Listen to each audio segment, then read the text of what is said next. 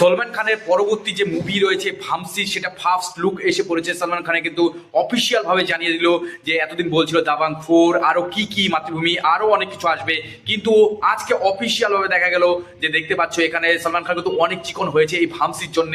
সে ভেঙ্কটেশ্বর প্রোডাকশনে কিন্তু হচ্ছে পুরো প্যান ইন্ডিয়া প্রোডাকশনে খুবই ভালো একটা সিনেমা আসছে।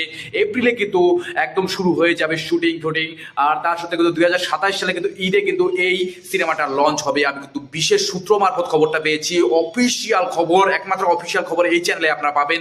তো সালমান খানকে কিন্তু অনেক লীল লাগছে আর অনেক রোগা পাতলা হয়ে গিয়েছে, এখন গালের কিন্তু ফ্যাট গুলো আরো কমিয়েছে, আর মাসল নিয়ে তো কোনো কথা